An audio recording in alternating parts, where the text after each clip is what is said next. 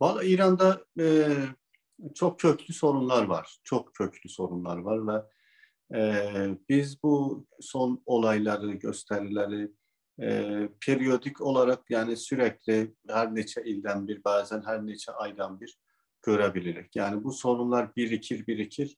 O bardak taştığı zaman bunlar özünü gösterir. Bence İran'ın biz o esas sorununa odaklansak belki bugünkü olayları daha güzel değerlendirebiliriz. Mesela bu esas sorun nedir? Bakın İran bu demokratikleşme sürecini yaşayabilmedi. Yani meşrutiyet inkılabında bu sekteye uğradı ve bu sekteye uğradığı için İran bu süreci hiçbir zaman tecrübe elemedi. Bu demokratikleşmenin olmamasının insanlara, topluma yansıttığı sorunlar sürekli başka örneklerle özünü göstermeye başladı. Ve bunun en büyük dezavantajı bu oldu ki toplum necə deyirlər, temel haklarını, temel özgürlüklerini, demokratik haklarını hiçbir zaman öğrenebilmedi, vakıf olabilmedi. Dolayısıyla bu gösterilerde ve olaylarda da e, bu bu esas temel haklarını ve özgürlüklerini hiçbir zaman talep etmedi. Yani biz bakırıq bu son yüzyıldaki inkılaplara veya ayaklanmalara, bunlar daha çok toplum örnekler üzerinden, yani en çok o anda bunu rahatsız eden örnek neyse ona itiraz etmeye başladı. Halbuki kökten bir itiraz olsa ve kökten bir mutalibe olsa, yani bunun o temel haklarına vakıf olsa ve onları talep etse ve o yönde bir başarı elde etse, belki bu sorunların çoğu ortadan kalkacak ve tekrarlanmayacak. Ama biz görürüz ki bir defa mesela seçimde bu hakkının ittiğini, itirildiğini görür ve ona itiraz edir. Bir süre sonra o yatışır ama düzelmir. Ondan sonra bakırıq mesela öğrencilerin sorunları var. Onlar ayaklanırlar. Yine yatışır, düzelmir. Ondan sonra kadın hakları zaten her zaman var. Bunlar gelir bardak taşır ve ondan sonra gösteriler başlayır. Yine de bu yatışır ve sorun çözülmür. Üstü örtülür sadece sorunların. Dolayısıyla bugünkü yaşadığımız sorunlarda aslında daha önce çözülmesi istenen ancak üstü örtünen sorunların birikmiş halidir. Ama bu defa biz kadın örneğinde bunu görürüz. Aslında bu sadece kadın meselesi değil. Bütün haklar meselesinde bu itirazlar var, bu gösteriler var. Ama sembol olarak bu defa kadınlar ön plana çıktı. Ve eğer nihai bir sonuç alınmazsa, yani bu periyodik gösteriler bazen ayaklanma seviyesinde kalır, bazen inkılap seviyesinde olur. Sistem değişir ama o sorunlar yine de devam ediyor.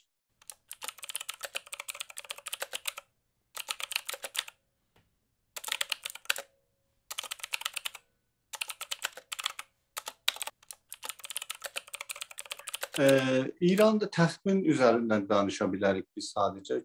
Çünkü gelecekle ilgili bir sualdı bu.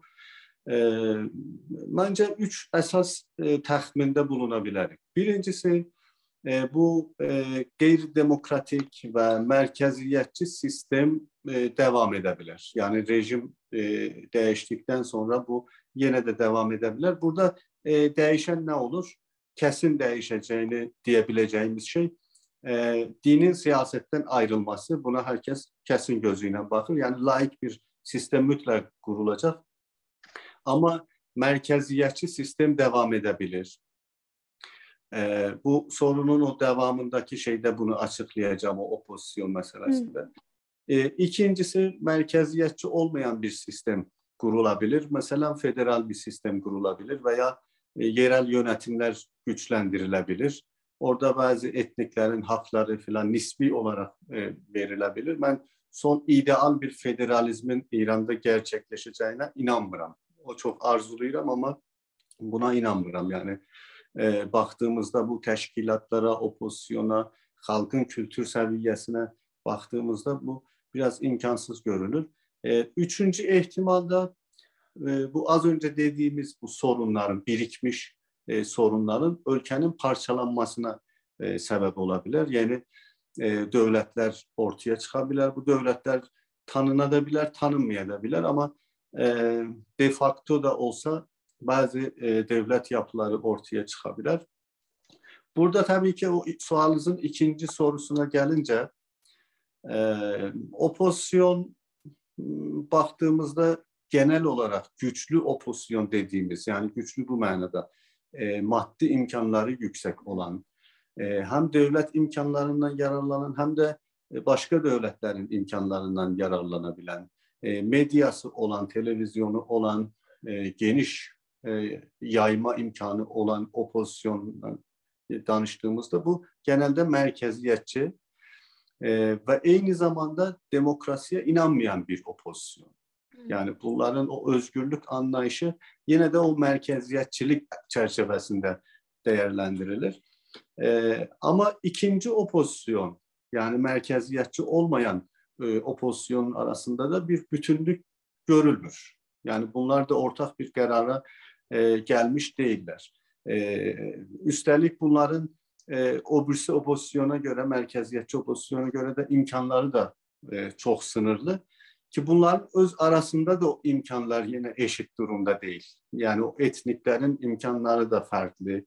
Dünya tarafından desteklenme seviyeleri de farklı olduğu için bunlar da gelecekte birbirine karşı risk veya tehlike oluşturabilir. Bu yüzden bu opozisyon birlikte hareket edemediği sürece de biz gelecekte bu merkeziyetçi sistemin tamamen yıkılabileceğine, onun yerine modern, demokratik, federal bir sistemin kurulabileceğine de çok emin gözüyle bakabilmek.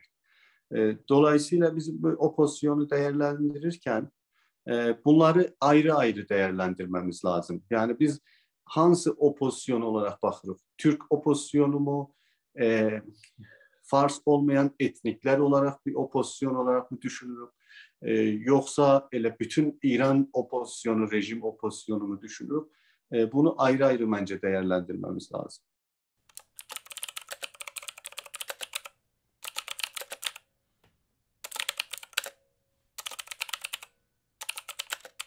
Bu ayaklanma bence ayaklanmanı en çok hak eden, yani aslında hamıdan tez ayaklanması gereken bence Azerbaycan Türkleridir. Çünkü son yüzyılda en mağdur, en çok zulme uğrayan, en çok haksızlığa, ayrımcılığa uğrayan bence Türklerdir. Niye en çok deyirəm?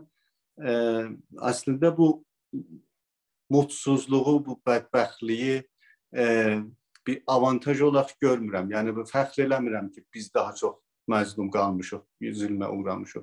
O anlamda demirəm. Ama nüfus itibariyle baktığınızda, geçmişte bu ülkeye yaptığı hizmetleri açısından baktığınızda, bu ülkeni korumak için verdiği şehitler açısından baktığınızda, yani her taraftan baktığınızda Türkler gerçekten de çok büyük zulme uğramışlar. Ve bence en tez, en çok, en möhkem ayaklanması gereken elə Türkler idi.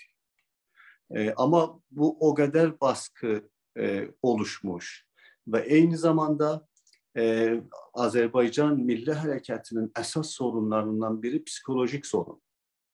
Bu məğlubiyyət psikolojisi, sürekli yenilme psikolojisi ve başarısızlık psikolojisi. Dolayısıyla Azerbaycan Milli Hərəkətinin bilinç altında her ne kadar özgüven kazanmak istese de, her ne kadar güçlü hareket etmek istese de bir zəf var. Bu psikolojik çöküş var.